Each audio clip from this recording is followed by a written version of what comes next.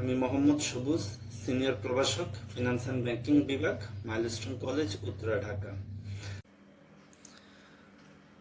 Milestone college কর্তৃক আয়োজিত finance and banking বিভাগের আজকের ক্লাসে তোমাদেরকে স্বাগতম।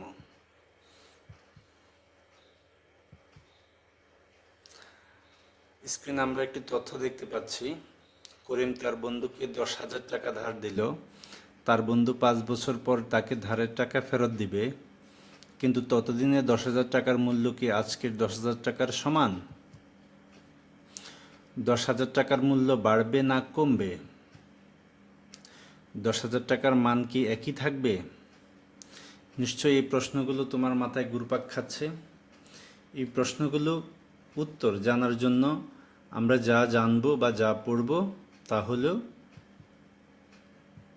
অর্থের সময়মূল্য, অর্থাৎ আমাদের আজকের আলোচ্য বিষয় অর্থের সময়মূল্য বা টাইম ভ্যালু অফ মানি। এই অধ্যায় পড়ার মধ্য দিয়ে আমরা অর্থের বর্তমান মূল্য কী, ভবিষ্যৎ মূল্য কী, কেন অর্থের মূল্য পরিবর্তন হয়, অর্থের সময়মূল্যের গুরুত্ব কী, অর্থের সময়মূল্য নির্ণয় করার পদ্ধতিগুলো সম্পর্কে আমরা ভালোভাবে জানতে পারব। তাহলে যাওয়া যাক আজকের আলোচনার মূল বিষয়ে। অর্থের সময়মূল্য কাকে বলে? সময়ের সাথে সাথে অর্থের মূল্যের যে পরিবর্তন হয় তাকে অর্থের সময়মূল্য বলে। একটা উদাহরণ দিলে আমরা বিষয়টা পরিষ্কার হব। আজকের 500 টাকা এবং 1 বছর পরের 500 টাকার মধ্যে আজকের টাকা বেশি মূল্যবান, কারণ এই টাকা যখন ব্যবহার করা যাবে মানুষ বর্তমান ভোগকে অধিক পছন্দ করে, এই কারণে অর্থের সময়মূল্য বহন করে। অর্থাৎ কেউ যদি তোমাকে 500 টাকা অফার করে, তুমি আজকে 500 টাকা নেবে না 1 বছর পরে 500 টাকা নেবে? অবশ্যই তুমি আজকের 500 টাকাকে প্রাধান্য দিবে। তার কারণ এই টাকা তুমি এখন ব্যবহার করতে পারবে, এই টাকার সুফল তুমি এখন ভোগ করতে পারবে। আর তাছাড়া ভবিষ্যৎ সবসময় অনিশ্চিত। এ কারণেই মানুষ বর্তমান মূল্যকে অনেক বেশি পছন্দ করে।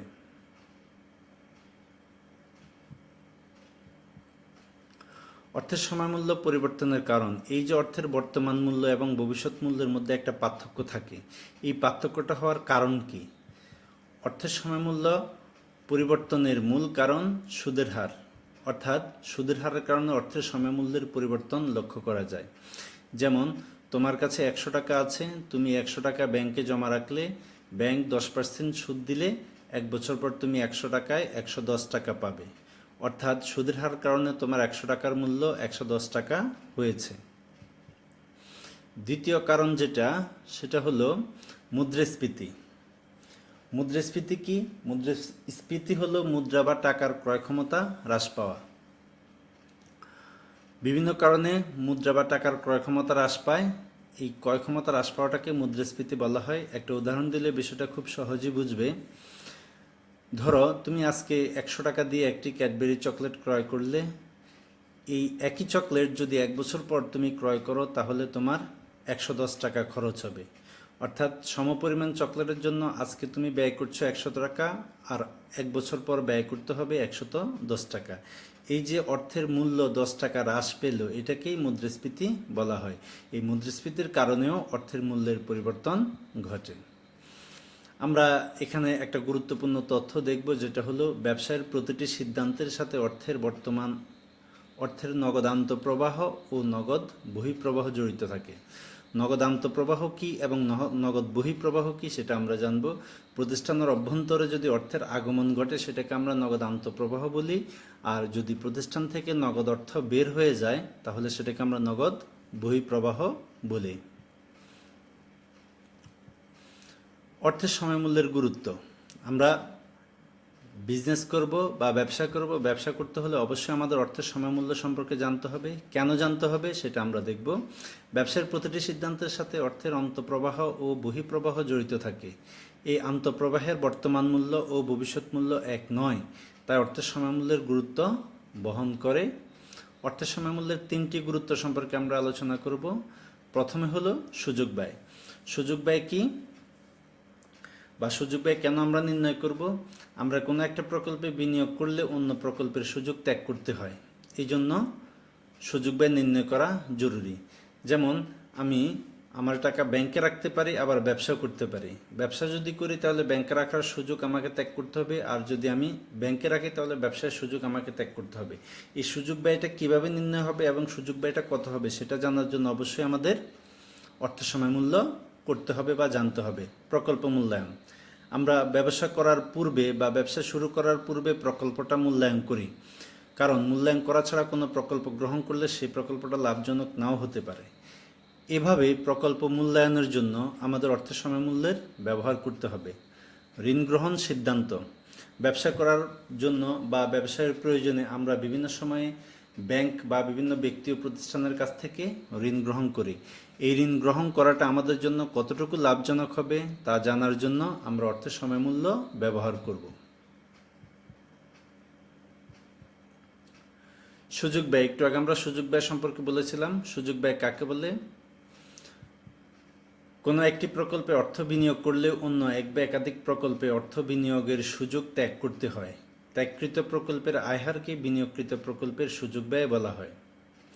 যেমন একটা উদাহরণ দিয়ে আমরা বিষয়টা ভালোভাবে বুঝবো। তোমার কাছে 10 লক্ষ টাকা আছে, এই 10 লক্ষ টাকা তুমি ব্যাংকে জমা রাখতে পারো, আবার 10 লক্ষ টাকা দিয়ে ব্যবসা করতে পারো। ব্যাংকে যদি তুমি টাকা জমা রাখো তাহলে সুদ পাবে 10%, আর ব্যবসা যদি করো তাহলে তোমার মুনাফা হবে 15%। তাহলে অবশ্যই তুমি ব্যবসা করার অপশানটি বেছে নেবে, কারণ এক্ষেত্রে তোমার আয়ের হার বেশি। তাহলে ব্যবসায় করতে গেলে ব্যবসায়ের সুযোগ ব্যয়টা কী হবে? ব্যাংকের আয় হারটা তোমাকে ছাড়তে হবে। তাহলে এক্ষেত্রে ব্যবসায়ের সুযোগ ব্যয় হবে ব্যাংকের আয় হার 10%। এরপর আমরা দেখব রুল 72। রুল 72 কি? একটি নির্দিষ্ট পরিমাণ অর্থ কত সময়ে বা কত সুদের হারে দ্বিগুণ হবে তা নির্ণয় করার সংক্ষিপ্ত পদ্ধতিকে রুল 72 বলে। অর্থাৎ তুমি কোনো একটা প্রকল্পে অর্থ বিনিয়োগ করেছো, এই অর্থটা কত দিনে বা কত সময়ে দ্বিগুণ হবে এটা নির্ণয় করার যে পদ্ধতি, সেই পদ্ধতিটাকে আমরা বলবো রুল 72। মনে রাখতে হবে, রুল 72-এ যদি উদ্দীপকে তোমাকে সুদের হার দেওয়া থাকে তাহলে তোমাকে মেয়াদ বের করতে হবে। একইভাবে যদি মেয়াদ দেওয়া থাকে তাহলে তোমাকে সুদের হার বের করতে হবে। আমরা এখন রুল 72-এর প্রয়োগ দেখব, অর্থাৎ রুল 72-এর সাহায্যে কিভাবে আমরা সময় বা মেয়াদ বের করব সেটা আমরা জানব। একটি ছোট উদ্দীপক স্ক্রিনে দেখা যাচ্ছে। জনাব কাদের 10% সুদে 5 লক্ষ টাকা ব্যাংকে জমা রাখবেন। কত বছরে তার টাকা দ্বিগুণ হবে? অর্থাৎ তোমাকে মেয়াদ বের করার জন্য বলেছে। একটু আগে আমরা জেনেছি মেয়াদ থাকলে সুদের হার বের করতে হবে, আর সুদের হার থাকলে মেয়াদ বের করতে হবে। তাহলে এখানে সুদের হার দেওয়া আছে, আমরা বের করব মেয়াদ। সমাধান শুরু করলাম আমরা। জনাব কাদেরের বিনিয়োগকৃত অর্থ কত সময়ে দ্বিগুণ হবে তা নির্ণয়। আমরা জানি রুল 72-এ মেয়াদ বা বছর সমান সমান 72 / সুদের হার সমান সমান উপরে 72, নিচে আমাদের সুদের হার 10%, 10 সমান সমান 7.2 বছর। অর্থাৎ জনাব কাদেরের বিনিয়োগকৃত অর্থ 7.2 বছরে দ্বিগুণ হবে। একইভাবে নিচের প্রবলেমটা একটু সলভ করো। জনাব মাজেদ 6 বছরের জন্য 5 লক্ষ টাকা ব্যাংকে জমা রাখবেন। কত হার সুদে তার টাকা দ্বিগুণ হবে? রুল 72-এর সূত্র প্রয়োগ করে তুমি এখানে সুদের হার বের করবে। আমি ক্লু দিয়ে দিচ্ছি, আমরা মেয়াদ বের করার সময় লিখেছি 72 / সুদের হার, আর এখানে যেহেতু আমরা মেয়াদ বের করব, তাই এখানে যেহেতু আমরা সুদের হার বের করব তাহলে সূত্র হবে 72 / মেয়াদ। সবাই করো, আশা করি পারবে।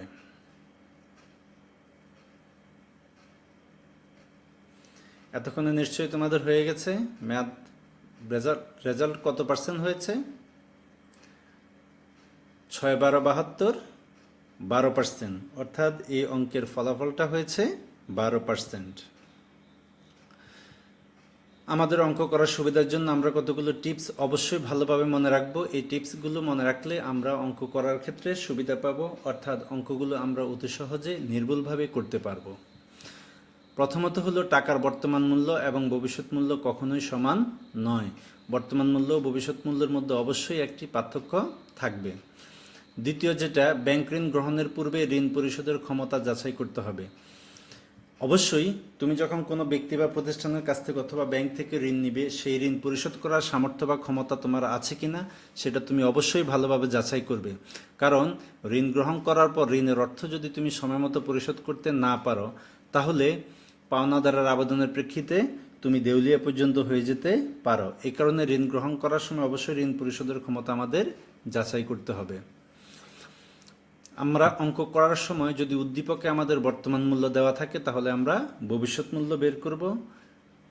একইভাবে যদি আমাদের ভবিষ্যৎ মূল্য দেওয়া থাকে, তাহলে আমরা বর্তমান মূল্য বের করব। অর্থাৎ উদ্দীপক দেখে আমাকে বুঝতে হবে উদ্দীপকে আমার বর্তমান মূল্য দেওয়া আছে না ভবিষ্যৎ মূল্য দেওয়া আছে, তার আলোকে আমাদের অঙ্ক করতে হবে। যেটা দেওয়া থাকবে আমরা তার বিপরীতটা করব। এরপরে বছরে একাধিকবার চক্রবৃদ্ধি হলে সূত্রে এম এর ব্যবহার হবে। অর্থাৎ আমরা যে অঙ্ক করব, উদ্দীপক যেটা আমরা পাবো, সেখানে বছরে একবার চক্রবৃদ্ধি থাকতে পারে, বছরে একাধিকবার চক্রবৃদ্ধি থাকতে পারে। যদি বছরে একাধিকবার চক্রবৃদ্ধি থাকে, তাহলে আমাদের যেই মূল সূত্র আছে সেই সূত্রের মধ্যে এম এর ব্যবহার হবে। এই এম কীভাবে ব্যবহার হবে সেটা আমি জানাচ্ছি। সূত্রে যে আই থাকবে, আইকে এম দিয়ে ভাগ করতে হবে, আর যে এন বা মেয়াদ থাকবে, মেয়াদকে এম দিয়ে গুণ করতে হবে। উদ্দীপকে যে সুদের হার থাকবে সেটা শতকরা দেওয়া থাকবে, এটাকে আমাদের দশমিক ভগ্নাংশে পরিণত করতে হবে। আর এই দশমিক ভগ্নাংশে পরিণত করার জন্য সুদের হার থেকে পার্সেন্ট তুলে দিতে হবে, তার জন্য 100 দিয়ে ভাগ করতে হবে। 100 দিয়ে ভাগ করলে আমরা দশমিক ভগ্নাংশ পেয়ে যাব। এতক্ষণ আমরা সুদের হার নিয়ে আলোচনা করেছি, এবার আমরা দেখব সুদ কাকে বলে। ঋণ গ্রহীতা ঋণদাতাকে মূলধনের অতিরিক্ত যে অর্থ পরিশোধ করে তাকে সুদ বলে। ভালোভাবে বুঝো, ঋণ গ্রহীতা ঋণদাতাকে মূলধনের অতিরিক্ত যে অর্থ পরিশোধ করে তাকে সুদ বলে। তুমি জনতা ব্যাংক থেকে 5 লক্ষ টাকা ঋণ নিয়েছ, 5 বছর পর সেই অর্থ 7 লক্ষ টাকায় পরিশোধ করেছ। তাহলে ব্যাংক তোমার কাছে মূলধন বিনিয়োগ করেছে 5 লক্ষ টাকা, তুমি ব্যাংকে পরিশোধ করেছ 7 লক্ষ টাকা, অতিরিক্ত 2 লক্ষ টাকা। এই অতিরিক্ত 2 লক্ষ টাকাই হলো সুদ। আর যে হারে তুমি ব্যাংকে এই সুদটা পরিশোধ করেছ সেটাকে বলা হবে সুদের হার। এবার আসো, সুদ কত প্রকার। সুদকে আমরা মূলত 2 ভাগে ভাগ করি। 1 সরল সুদ, 2 চক্রবৃদ্ধি সুদ। সরল সুদ কাকে বলে? আসলের উপর ধার্যকৃত সুদকে সরল সুদ বলে। অর্থাৎ যেই সুদ শুধুমাত্র আসলের উপরেই ধরা হবে তাকে আমরা সরল সুদ বলবো। চক্রবৃদ্ধি সুদ, সুদ ও আসলের উপর ধার্যকৃত সুদকেই চক্রবৃদ্ধি সুদ বলা হবে। এক্ষেত্রে সুদের উপরেও সুদ দিতে হবে, আসলের উপরেও তো সুদ দিতেই হবে। কথা কি ক্লিয়ার? ওকে, এবার এখান থেকে আমাদের অবজেক্টিভে একটা প্রশ্ন আসে সচরাচর, এবং তোমরা ভুল করো। কোন পদ্ধতিতে বা কোন সুদের হারে মোট সুদের পরিমাণ বেশি হয়? উত্তর হবে অবশ্যই চক্রবৃদ্ধি সুদের হারে মোট সুদের পরিমাণ বেশি হয়। কেননা চক্রবৃদ্ধি সুদের হারে সুদের উপরে সুদ দিতে হয়, আসলের উপরেও সুদ দিতে হয়। এ কারণে চক্রবৃদ্ধি সুদের ক্ষেত্রে প্রদত্ত সুদের পরিমাণ বা মোট সুদের পরিমাণ বেশি হয়। এবার আসো, আমরা অঙ্ক করতে গেলে আমরা উদ্দীপকে দেখব যে বছরে একবার চক্রবৃদ্ধি না একাধিকবার চক্রবৃদ্ধি।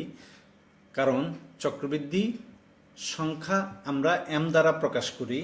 চক্রবৃদ্ধি সংখ্যার উপর অর্থের বর্তমান মূল্য এবং ভবিষ্যৎ মূল্যের অনেক কিছুই নির্ভর করে। এখন এই চক্রবৃদ্ধি সংখ্যা আসলে কত হবে সেটা নিয়ে তোমরা অনেক সময় ঝামেলা পড়ো, সে কারণেই এই ঝামেলাটা আমরা সমাধান করে দিচ্ছি। সুদের হার বার্ষিক হলে চক্রবৃদ্ধি সংখ্যা এম সমান সমান 1 হবে। এক্ষেত্রে যদি চক্রবৃদ্ধি 1 হয় তাহলে সেটা সূত্রে প্রয়োগ করার কোনো প্রয়োজন নেই। অর্থাৎ একবার চক্রবৃদ্ধি হলে সূত্রের মধ্যে আমরা এম লিখব না, কারণ 1 দিয়ে কোনো সংখ্যাকে ভাগ করলে বা গুণ করলে ফলাফলের কোনো পরিবর্তন হবে না। সুদের হার যদি অর্ধবার্ষিক হয়, অর্ধবার্ষিক অর্থাৎ হলে 6 মাস পর পর হয়, তাহলে বার্ষিক চক্রবৃদ্ধির সংখ্যা এম সমান সমান হবে 2। কিভাবে? বছরে 12 মাস, 12 মাসকে 6 দিয়ে ভাগ করলে এম এর মান তুমি পাবে 2। অর্থাৎ অর্ধবার্ষিক চক্রবৃদ্ধি হলে বা ষান্মাসিক চক্রবৃদ্ধি হলে এম এর মান হবে 2। সুদের হার যদি দ্বিমাসিক হয়, দ্বিমাসিক মানে 2 মাস পর পর, তাহলে চক্রবৃদ্ধির সংখ্যা হবে 12 ভাগ 2 সমান সমান 6। অর্থাৎ দ্বিমাসিক চক্রবৃদ্ধিতে এম এর মান হবে 6 বার। সুদের হার যদি ত্রৈমাসিক হয় তাহলে চক্রবৃদ্ধির সংখ্যা এম হবে 4। কিভাবে? ত্রৈমাসিক মানে 3 মাস, তাহলে 12/3 = 4 বার। সুদের হার যদি মাসিক হয় তাহলে চক্রবৃদ্ধির সংখ্যা হবে m = হবে 12। কিভাবে? মাসিক শব্দের অর্থ হলো প্রতি মাসে একবার। এক্ষেত্রে 12/1 = 12 বার। আবার যদি সুদের হার সাপ্তাহিক হয় তাহলে চক্রবৃদ্ধির সংখ্যা হবে m = 52, কারণ 52 সপ্তাহে 1 বছর। একইভাবে যদি সুদের হার দৈনিক হয় তাহলে বার্ষিক চক্রবৃদ্ধির সংখ্যা হবে m = 365 বার, কারণ প্রতিদিন একবার করে হলে 365 দিনে 1 বছর, তাহলে 365 বার। এবার আমরা আসবো অর্থের সময় মূল্যের ধারণা। এতক্ষণ আমরা অর্থের সময় মূল্য কি, অর্থের সময় মূল্যের গুরুত্ব কি, সুদ কি, সুদের হার কি এবং চক্রবৃদ্ধির সংখ্যা কিভাবে আমরা নির্ণয় করব সেগুলো সম্পর্কে জেনেছি। এই পর্যায়ে আমরা জানবো অর্থের সময় মূল্যের ধারণা। অর্থের সময় মূল্যের ধারণা দুটি: এক, বর্তমান মূল্য বা প্রেজেন্ট ভ্যালু, যেটাকে আমরা পিবি দ্বারা প্রকাশ করি, আর 2 নম্বর ভবিষ্যৎ মূল্য বা ফিউচার ভ্যালু, যেটাকে আমরা এফবি দ্বারা প্রকাশ করি। এবার আমরা ধারাবাহিকভাবে বর্তমান মূল্য ও ভবিষ্যৎ মূল্য সম্পর্কে আলোচনা করব। প্রথমে বর্তমান মূল্য বা PB, present value. Present value বা বর্তমান মূল্য কাকে বলে? ভবিষ্যতে প্রাপ্য একটি নির্দিষ্ট পরিমাণ অর্থের নির্দিষ্ট সুদের হারে আজকের মূল্যকে বর্তমান মূল্য বলে। বর্তমান মূল্যের অপর নাম বাট্টাকরণ বা ডিসকাউন্টিং। তাহলে বাট্টাকরণ কাকে বলে? বর্তমান মূল্য নির্ণয় করার প্রক্রিয়াকেই বাট্টাকরণ বলে। এখন দেখব আমরা বর্তমান মূল্যের সাথে সুদের হারের সম্পর্ক কিরূপ। বর্তমান মূল্যের সাথে সুদের হারের বিপরীত সম্পর্ক বিদ্যমান, অর্থাৎ সুদের হার যদি বাড়ে তাহলে বর্তমান মূল্যের পরিমাণ কমে, একইভাবে সুদের হার কমলে বর্তমান মূল্যের পরিমাণ বাড়ে। বর্তমান মূল্য সমান সমান সূত্রটা আমরা লিখে নেব। বর্তমান মূল্য সমান সমান, যদি বছরে একবার চক্রবৃদ্ধি হয় তাহলে পিবি সমান সমান FB divided by 1 plus I divided by M to the power n into M. আমি আবার বলছি, বর্তমান মূল্য নির্ণয়ের সূত্র: যদি বছরে একাধিকবার চক্রবৃদ্ধি হয় তাহলে পিবি সমান সমান FB divided by 1 plus I divided by M to the power n into M. আর যদি বছরে একবার চক্রবৃদ্ধি হয় তাহলে বর্তমান মূল্য পিবি সমান সমান FB divided 1 plus I to the power M. আমি আশা করি তোমরা লিখতে পারছো। আমি আবার রিপিট করছি দ্বিতীয় সূত্রটা: যদি বছরে একবার চক্রবৃদ্ধি হয় তাহলে বর্তমান মূল্য পিবি সমান সমান FB divided by 1 plus I to the power N. আশা করি সবাই লিখতে পারছো। এবার আমরা বর্তমান মূল্য নির্ণয়ের মধ্যে চলে যাই। বর্তমান মূল্য আমরা কিভাবে নির্ণয় করব? এখানে একটা উদ্দীপক দেওয়া আছে। জনাব সুমন একটি বীমা কোম্পানি থেকে 10 বছর পর 5 লক্ষ টাকা পাওয়ার আশায় কিছু টাকা জমা রাখতে চান। বাট্টা হার 10%। অপরদিকে একই পরিমাণ টাকা রূপালী ব্যাংক তাকে 10% হারে ত্রৈমাসিক চক্রবৃদ্ধি সুদে জমা রাখার প্রস্তাব দিয়েছে। জনাব সুমন কোন প্রস্তাবটি গ্রহণ করবেন তা নিয়ে ভাবছেন। এখন প্রথমেই তোমাকে উদ্দীপকটা ভালো করে পড়তে হবে এবং উদ্দীপকটা বিশ্লেষণ করতে হবে। এখানে দুটি শব্দ হাইলাইট করা আছে, বাট্টা হার এবং ত্রৈমাসিক চক্রবৃদ্ধি। বাট্টা হার বলতে সুদের হারকে বোঝাচ্ছে, আর ত্রৈমাসিক চক্রবৃদ্ধির অর্থ হলো 3 মাস পর পর চক্রবৃদ্ধি হবে। এবার আমরা প্রশ্নতে যাই। প্রথমে বলা হয়েছে অর্থের মূল্য পরিবর্তন হয় কিসের সাথে? সিম্পল উত্তর, সময়ের সাথে সাথে অর্থের মূল্য পরিবর্তন হয়। দ্বিতীয় প্রশ্ন, বিনিয়োগের সুযোগ ব্যয় বলতে কি বোঝায় ব্যাখ্যা করে। ইতিপূর্বে আমরা এটা উদাহরণ সহ আলোচনা করে এসেছি, এখানে আর আলোচনা করার প্রয়োজন নেই। আমরা তারপরে ঘ নম্বর প্রশ্ন দেখব। রূপালী ব্যাংকের শর্ত অনুযায়ী জনাব সুমনের অর্থের বর্তমান মূল্য নির্ণয় করো। সুমন 10 বছর পর 5 লক্ষ টাকা পাবে। রূপালী ব্যাংক তাকে যে শর্ত দিয়েছে সেই শর্ত অনুযায়ী ওই 5 লক্ষ টাকার আজকের মূল্য কত এটা আমাদেরকে নির্ণয় করতে বলেছে, অর্থাৎ বর্তমান মূল্য নির্ণয় করতে বলেছেন।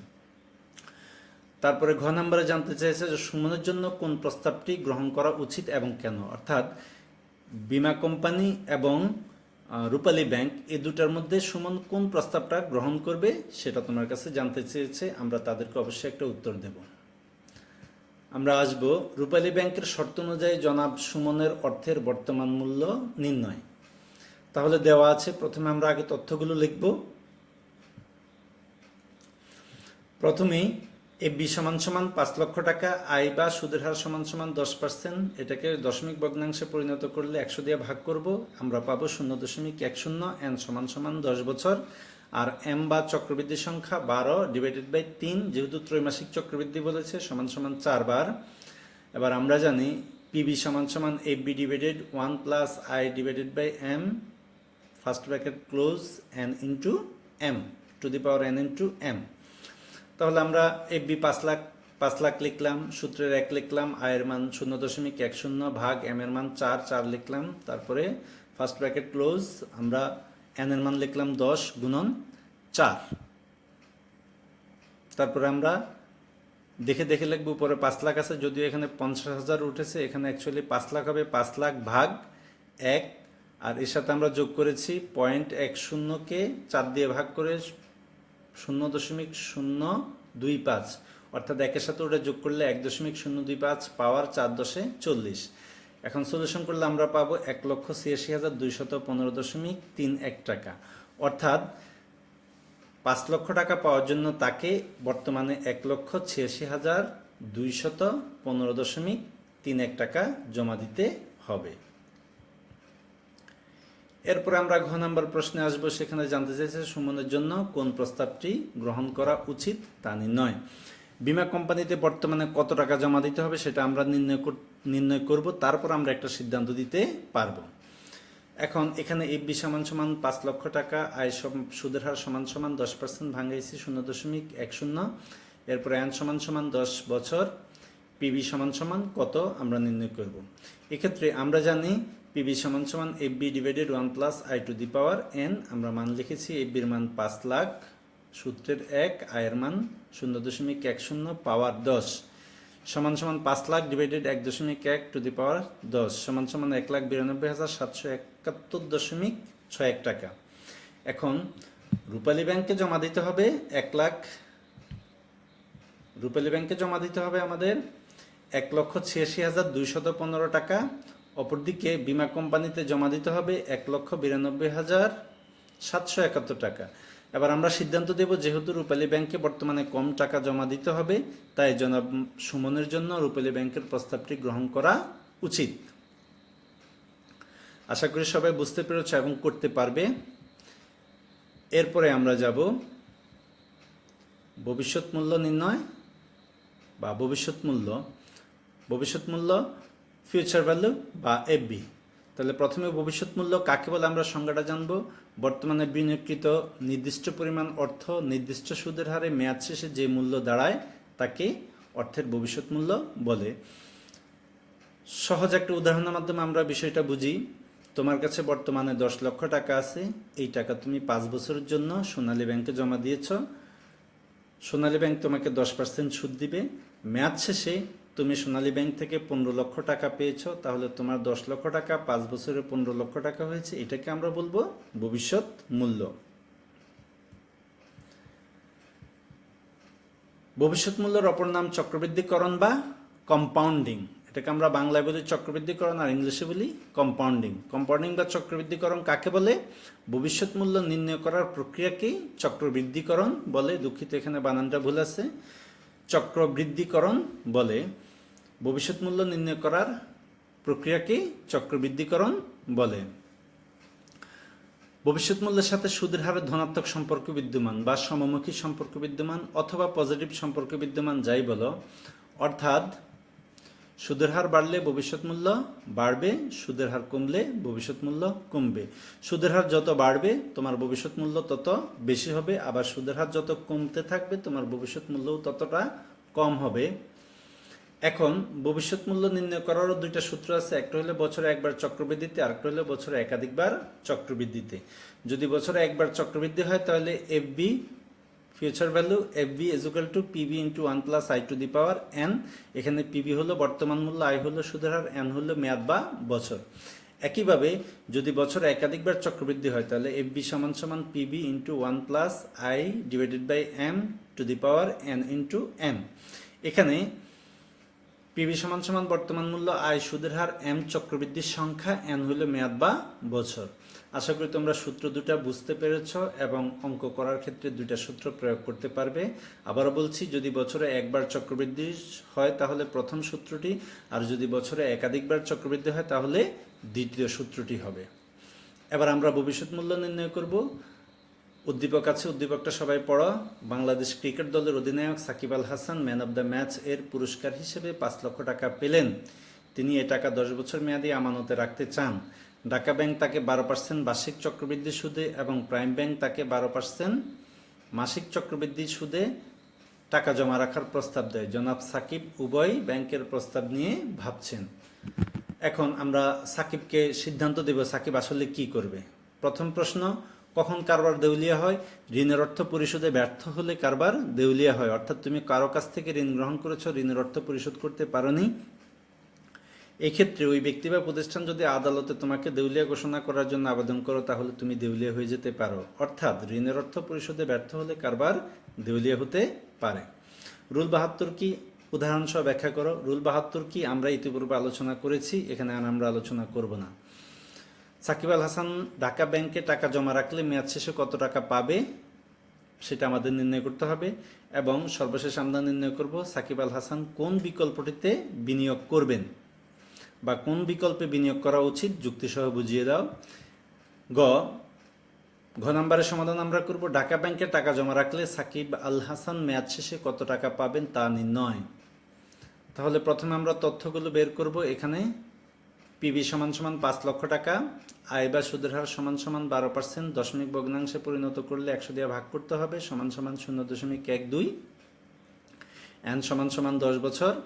তাহলে আমরা জানি এফবি সমান সমান PB into 1 plus I to the power N. পিবির মান আমরা 5 লাখ পেয়েছি, 5 লাখ বসালাম, সূত্রের 1 প্লাস আয়ের মান পেয়েছি 0.12 লিখলাম, টু দি পাওয়ার এন, মেয়াদ 10 বছর লিখলাম। এরপরে একের সাথে 0.12 যোগ করে তাকে যদি তুমি 10 দিয়া পাওয়ার করো তাহলে তার মান হবে 3.1058482083 এটাকে তুমি 5 লক্ষ দিয়ে গুণ করলে গুণফল পাবে 15,52,924.1041 টাকা। অর্থাৎ ঢাকা ব্যাংকে টাকা জমা রাখলে সাকিব আল হাসান মেয়াদ শেষে 15,52,924.1041 টাকা পাবেন। তোমরা সবাই নিশ্চয়ই এতক্ষণে করে ফেলেছ, আশা করি তোমরা বুঝেছ। এবার ঘ নাম্বার প্রশ্নের উত্তর, সাকিব আল হাসান কোন বিকল্পটি নির্বাচন করবে বা কোন বিকল্পটি তার নির্বাচন করা উচিত তা নির্ণয়। প্রথমে আমরা লিখব যে প্রাইম ব্যাংকে টাকা জমা রাখলে মেয়াদ শেষে কত টাকা পাবে। বিকজ ঢাকা ব্যাংকে জমা রাখলে কত টাকা পাবে সেটা ইতিমধ্যে আমরা নির্ণয় করেছি। এবার আমরা প্রাইম ব্যাংকের প্রস্তাবটি মূল্যায়ন করব, তারপর আমরা একটা সিদ্ধান্ত দেব। তাহলে প্রথমে তথ্য বের করব, দেওয়া আছে পিবি সমান সমান 5 লক্ষ টাকা, সুদের হার আয় সমান সমান 12%, এন সমান সমান 10 বছর, এম সমান সমান 12/1 সমান সমান 12। বিকজ এখানে বলা হয়েছে মাসিক চক্রবৃদ্ধিতে প্রাইম ব্যাংক সুদ দিবে, কারণ এখানে সূত্রে এম আসবে, এম সমান সমান 12/1 সমান সমান 12 বার। তাহলে আমরা জানি এফবি সমান সমান PB into 1 plus I divided by M to the power N into M. এখানে পিবি 5 লক্ষ টাকা আর 1 প্লাস আয়ের মান 12/12, ফার্স্ট ব্র্যাকেট ক্লোজ, এন এর মান 10 বছর, এম এর মান 12। তাহলে 5 লাখের 5 লাখ লিখলাম, 0.12কে 12 দিয়ে ভাগ করে সেটার সাথে 1 যোগ করলে আমরা পাবো 1.01, আর 10 12 120, এনকে এম দিয়ে গুণ করে আমরা পাওয়ার পেলাম 120। আবার 5 লাখকে 1.01 টু দি পাওয়ার 120 অর্থাৎ 120 দিয়ে গুণ করে দেখো আমরা রেজাল্ট পাবো 16,50,193.44 টাকা। এখন দেখো সাকিব যদি ঢাকা ব্যাংকে টাকা জমা রাখে তাহলে সাকিব পাবে কত টাকা? 15,52,924 টাকা। 15,52,924 টাকা। একইভাবে সাকিব যদি প্রাইম ব্যাংকে টাকা জমা রাখে তাহলে সে কত পাবে? 16,50,193 টাকা। তাহলে যেহেতু প্রাইম ব্যাংকে টাকা জমা রাখলে 16,50,193.44 বিয়োগ 15,52,924.1041 টাকা সমান সমান 97,269.343 টাকা বেশি পাবেন, তাই তার জন্য প্রাইম ব্যাংকে টাকা জমা রাখা উচিত। তাহলে যেহেতু সে প্রাইম ব্যাংক থেকে 97,000 সামথিং বেশি পাবে, তাই তার জন্য প্রাইম ব্যাংকের প্রস্তাবটি লাভজনক। এ পর্যায়ে আমরা দেখব প্রকৃত বা কার্যকরী সুদের হার। তাহলে প্রকৃত বা কার্যকরী সুদের হার কাকে বলে? ঋণ গ্রহীতা প্রকৃতপক্ষে ঋণদাতাকে যে সুদের হারে ঋণের টাকা পরিশোধ করে তাকেই প্রকৃত বা কার্যকরী সুদের হার বলে। তুমি কোনো ব্যক্তি বা প্রতিষ্ঠানের কাছ থেকে ঋণ নিয়েছ, এখন তুমি ঋণ গ্রহীতা, আর যে ঋণ দিয়েছে সে হলো ঋণদাতা। তুমি ঋণদাতাকে যে সুদের হারে টাকা পরিশোধ করবে সেটাকে বলা হবে প্রকৃত সুদের হার বা কার্যকরী সুদের হার। এখন তোমার প্রশ্ন হলো, স্যার আমি যখন ঋণ গ্রহণ করেছি তখনই তো আমি তার কাছ থেকে একটা চুক্তিবদ্ধ সুদের হারে ঋণ গ্রহণ করেছি, তাহলে আমাকে আবার অন্য সুদের হারে পরিশোধ করতে হবে কেন? এটা আমরা একটা উদাহরণ করব, উদাহরণ করলে আমরা বুঝতে পারবো। এবার আসো, সুদের হার মূলত দুইটা, একটা হলো নামিক সুদের হার আর একটা হলো কার্যকরী বা প্রকৃত সুদের হার। তাহলে নামিক সুদের হার কি? ঋণদাতা ও ঋণ গ্রহীতার মধ্যে যেই সুদের হারে ঋণ চুক্তি হয় তাকে নামিক সুদের হার বলে। একটু আগে বলেছিলাম তুমি 12% সুদে ঋণ নিয়েছো, তাহলে এই 12% হলো তোমার চুক্তিবদ্ধ সুদের হার, এটাকে আমরা বলবো নামিক সুদের হার। এবার আসো প্রকৃত সুদের হার নির্ণয়। উদ্দীপকটা মনোযোগ দিয়ে পড়ো। গ্রামীণ মহাজন থেকে সাপ্তাহিক 1% হার চক্রবৃদ্ধি সুদে ঋণ গ্রহণ করলে বার্ষিক বা নামিক সুদের হার হবে 52, অর্থাৎ বছরে 52%। কীভাবে 52% হলো? প্রতি সপ্তাহে 1%, 52 সপ্তাহে 1 বছর, তাহলে 52 সপ্তাহে 52%, অর্থাৎ 52 বার চক্রবৃদ্ধি হলে প্রকৃত সুদের হার ভিন্ন হবে। তাহলে তোমার নামিক সুদের হার এখানে কত পার্সেন্ট? 1 × 52 = 52%। তাহলে আমরা এখন দেখব এখানে আসলে প্রকৃত সুদের হার কত পার্সেন্ট হয়। তাহলে প্রকৃত সুদের হার EAR এর সূত্র আমরা লিখলাম 1 + I/m⁻m - 1। এখন এখানে টিপস মনে রাখবে যে EAR এর অ্যাব্রিভিয়েশনটা কি? ইফেক্টিভ অ্যানুয়াল রেট, অর্থাৎ কার্যকরী সুদের হার। কেউ কেউ আবার এটাকে আবার IAR বলা হয়, ইফেক্টিভ অ্যানুয়াল ইন্টারেস্ট রেটও কেউ কেউ বলে থাকে। তাহলে আমরা প্রথমেই আমাদের তথ্যগুলো বের করে নেব। এখানে সাপ্তাহিক সুদের হার 1%, বার্ষিক সুদের হার 1 × 52 = 52%, আর চক্রবৃদ্ধি সংখ্যা 52/1 = 52 বার, বছর সংখ্যা 1। তাহলে প্রকৃত সুদের হার EAR কত? আমরা মানটা বসিয়েছি 1 + 0.52/52 - 1, কারণ এখানে আয়ের হার হলো 52%, 0.52, আর এম এর সংখ্যা হলো 52 বার, তাই 52 আর চক্রবৃদ্ধি 52 বার। তাহলে এবার তুমি সমাধান করো। আমরা পাবো হলো 1.1 × 52 - 1। এখন 1.1কে টু দি পাওয়ার 52 করলে আমরা পাবো 1.67768 - 1। এখন এটা থেকে 1 বিয়োগ করো, বিয়োগ করে যা পাবে তাকে 100 দিয়ে গুণ করো, তুমি পাবো হইলো 67.768%। এখন তুমি চিন্তা করো, তোমার নামিক সুদের হার ছিল 52%, অর্থাৎ 52% সুদে তুমি মহাজন থেকে ঋণ গ্রহণ করেছ। এখন তোমাকে ঋণ পরিশোধ করতে হচ্ছে 76.768%। এভাবেই কার্যকরী সুদের হার প্রকৃত সুদের হারের তুলনায় বা নামিক সুদের হারের তুলনায় অনেক বেশি হয়ে থাকে। এখন এই সিদ্ধান্ত যদি তুমি বা এই বিষয়টা যদি তুমি বুঝতে পারো, তাহলে তুমি ব্যাংক থেকে লোন নিয়ে ব্যবসা করার আগে প্রকৃত সুদের হার কত সেটা নির্ণয় করে তুমি বিচার করতে পারবে আসলে ব্যবসা করে তুমি লাভবান হতে পারবে কি না। আজকে এই পর্যন্তই। সবাই ভালো থাকো, সুস্থ থাকো। সবার সুস্থতা কামনা করে শেষ করছি। আল্লাহ হাফেজ।